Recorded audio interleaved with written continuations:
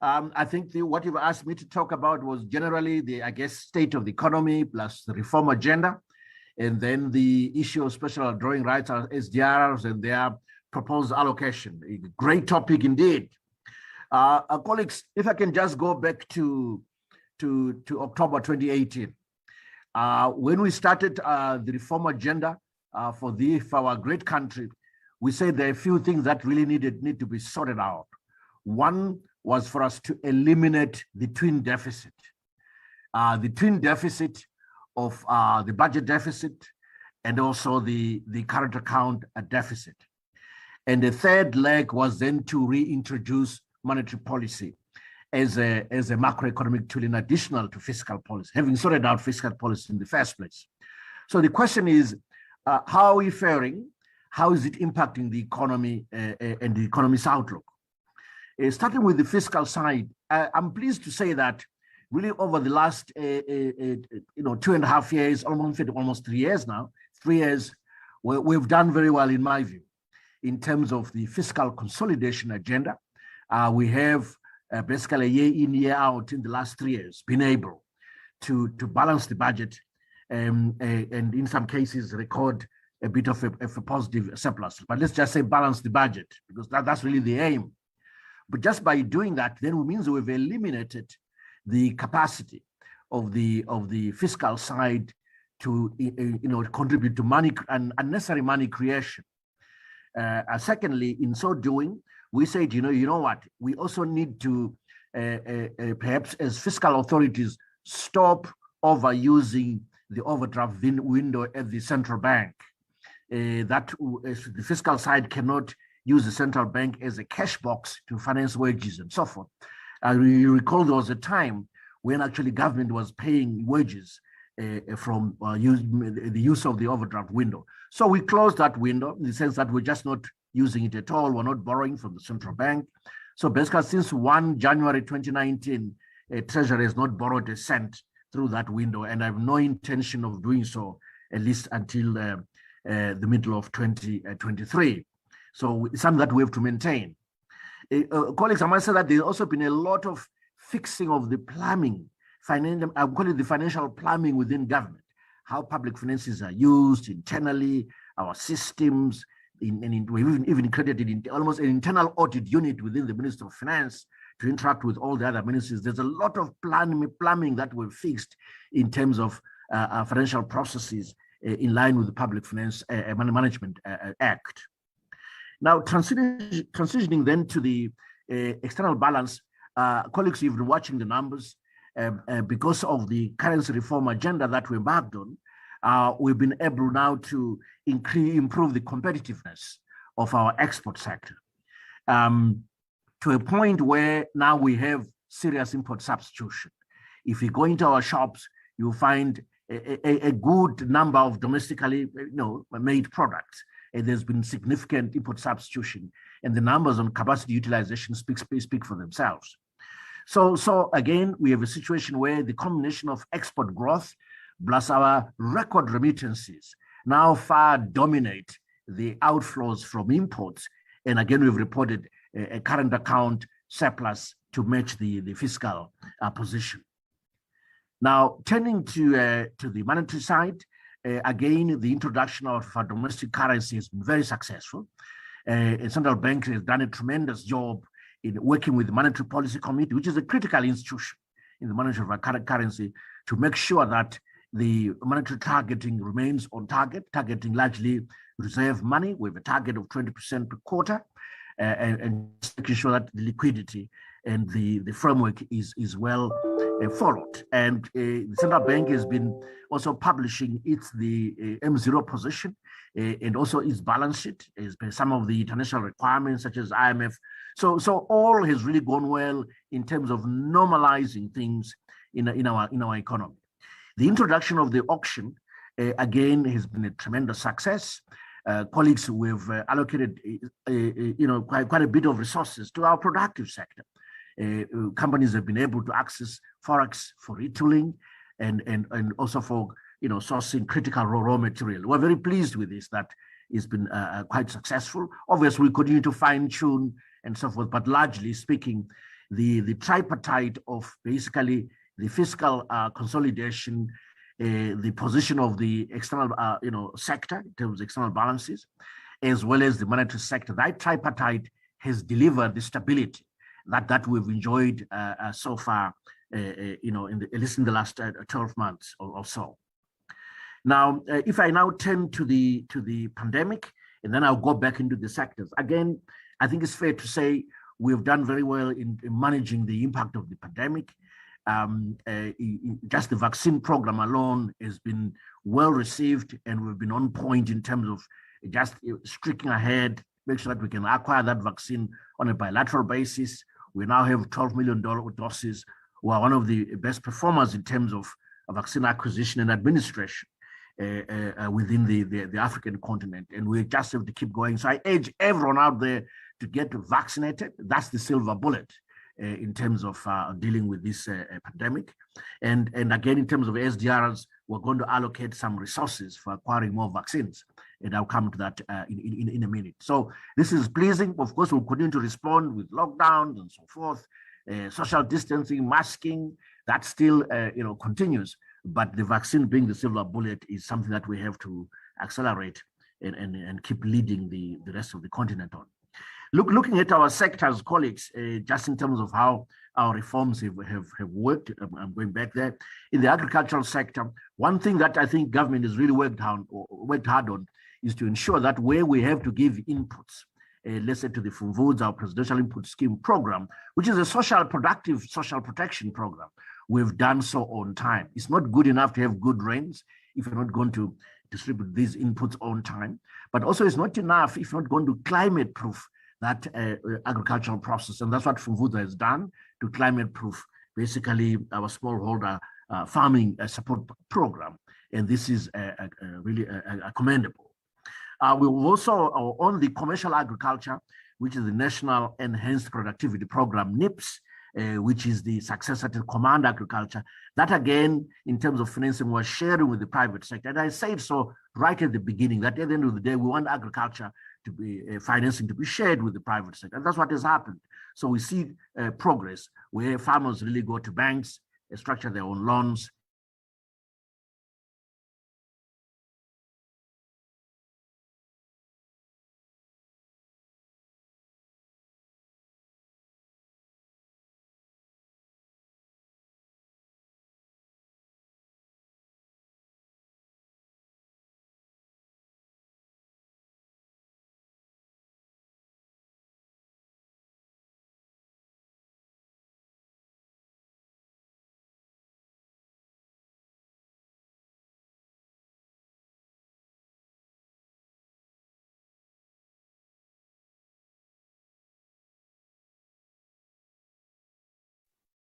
Can you hear me now? I was cut off there for a moment.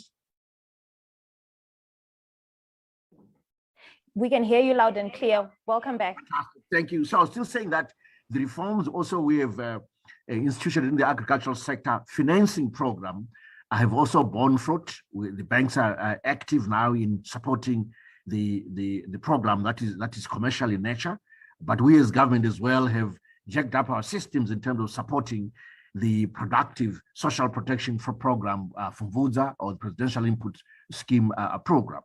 We've also introduced a commodity exchange to make sure that the market over time sets the pace for prices and drives the price discovery process. So please, out there in the private sector, support the new commodity exchange is very, very critical.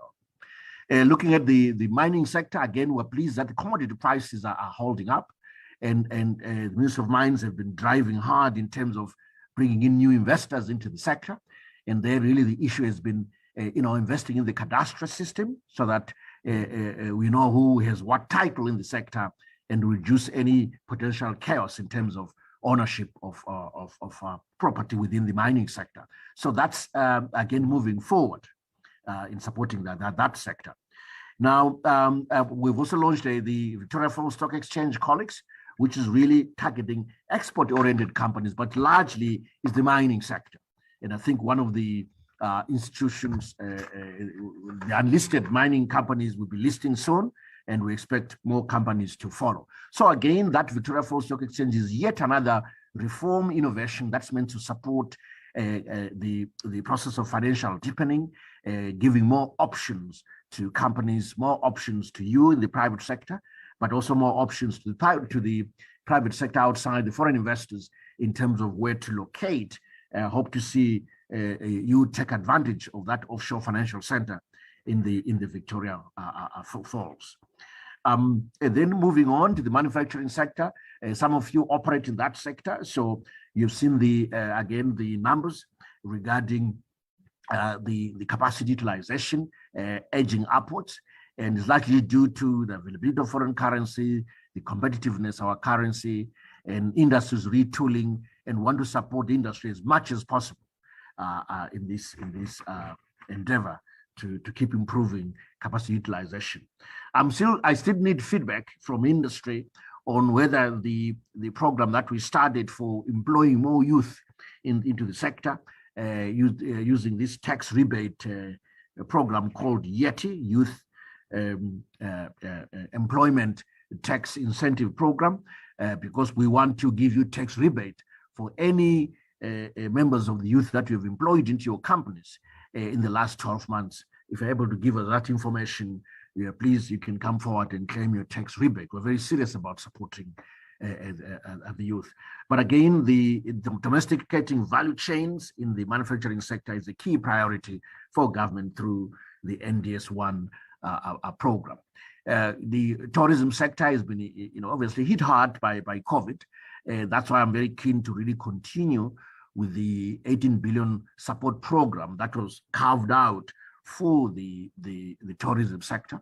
That also includes tax rebates for domestic tourism right across a variety of services. I want to continue with that so that we continue to support that sector. It's really been hit hard. I could go on and into other sectors, but maybe highlighted what we're doing in the infrastructure front. Ministry of Transport has been working hard, but overall supported by other parts of government to develop our roads. Is going well, frankly. That emergency road program, rehabilitation program, is working well. I see Seke Road now is being taken care of, and then other road infrastructure right across the country. And all of this is funded through government because we've been able to manage things properly. Over the years, we've had the resources that we can apply on infrastructure development. But then let me just leave the economy now and say, maybe just suffice to say that we expect our rate of growth of 7.8% to be realized this year. Now, let me then move on to the SDRs. On SDRs, we received about just below $1 billion equivalent in SDRs. And so as I speak, because we haven't used a cent at all, they just count as reserves. So in principle, we have about $1 billion that has come in, which is supporting the reserves and so forth. But as we draw down and as we use the monies, then obviously we use that on development. But whatever is unused still remains to be accounted for as part of the country's reserves. Now, so what are we going to use these for? We will target certain sectors, 4 areas that have been hit hard by COVID, which is the social sector, health, education, and I'll go back and elaborate. And then number 2, the productive sector, looking at agriculture, manufacturing, mining in the main, and then infrastructure development being the 3rd area, and then finally something held back to bolster our reserves and contingency funding resources. Let me go back to the beginning, looking at the social sector, which is been hit hard by COVID. Here in the health sector, we want to upgrade some of our major hospitals, especially the referral hospitals, central hospitals. Make sure they're properly revamped with new equipment, installed. Secondly, we want to buy more vaccines. So those are 2 critical areas. So it's hospitals, they're equipping them, plus acquiring more vaccines so that we make sure that the herd immunity is surely achieved.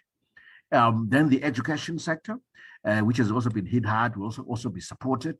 were very keen to build new boarding schools in rural areas, at least one per province in the rural areas, so that it's easy for pupils to be in one place, be able to learn from one place, and so that should we have future pandemics, they are able to receive tuition from a boarding school environment. So I'm just highlighting an area that we need to deal with here, but it doesn't have to be boarding schools. It could be other areas that desperately need a school. We're mapping out those areas to see where best to use these SDRs, but building schools.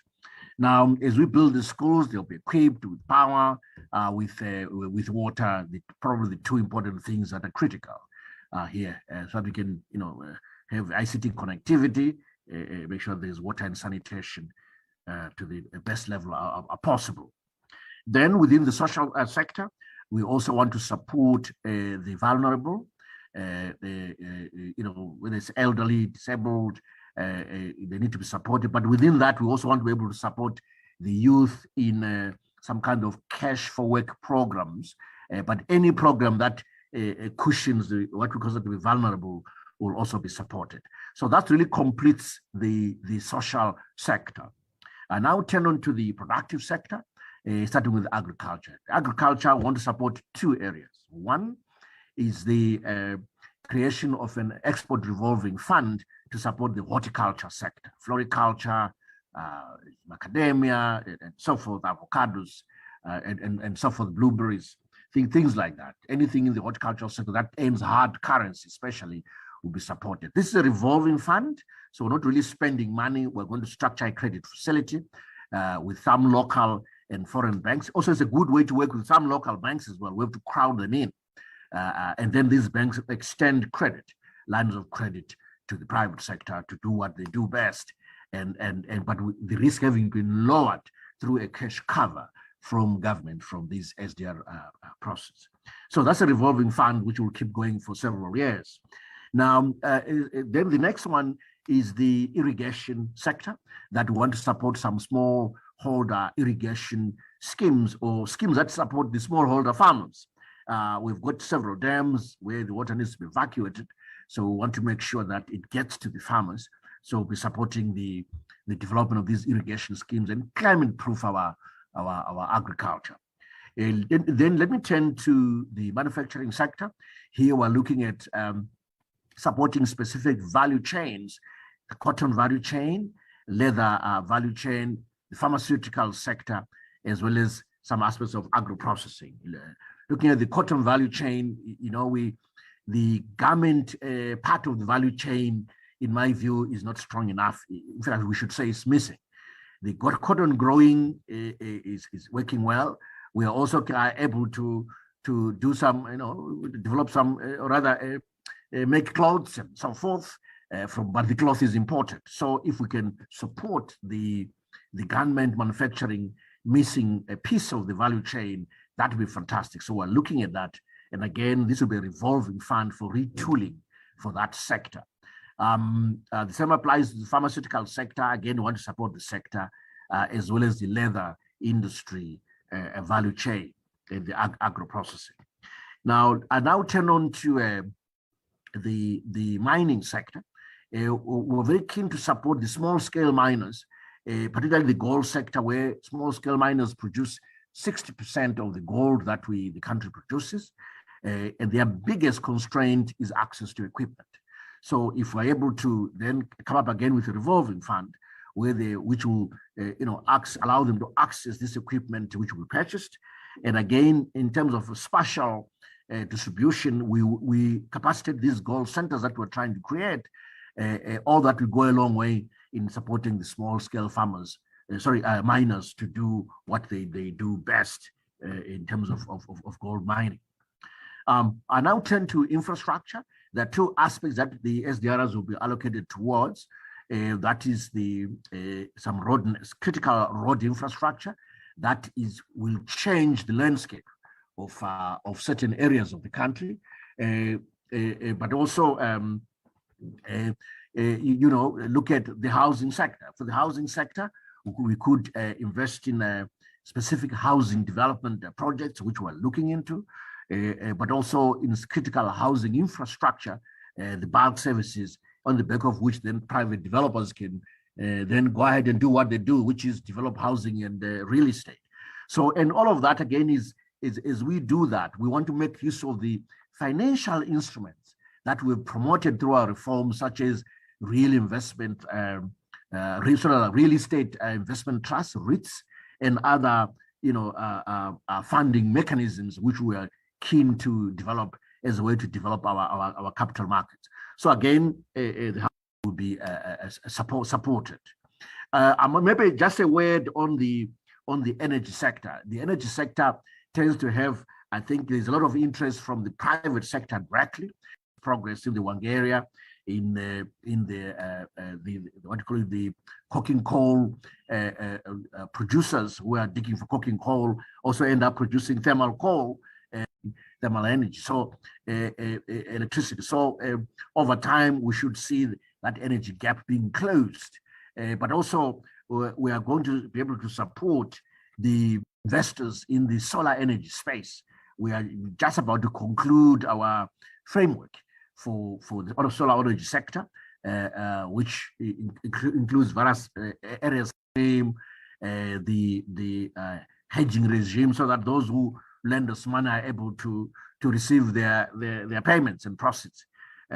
So that hedging, currency hedging, it should be clear what it means for them before they invest. So we're busy fixing that framework, which will allow more people to come into the sector. But I don't think they need SDR, a good environment as investors into the energy sector, which is critical infrastructure.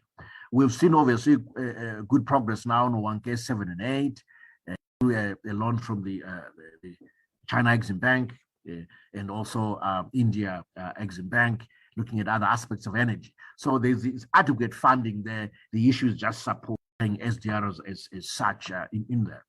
Now, finally, I said the fourth area is supporting our reserves. And I said that, look, before any SDRs are used, they are as reserves anyway. So at any point in time, we are supporting the reserves build-up agenda. But over time, we will obviously, invest in this development project point, where then the remainder is kept behind in SDR form to bolster our reserves and any other contingency funding required for any from projects in. That's I've just tried to paint a picture of the reform agenda, performance of the economy, the drivers for that performance, and then we intend to use the SDRs.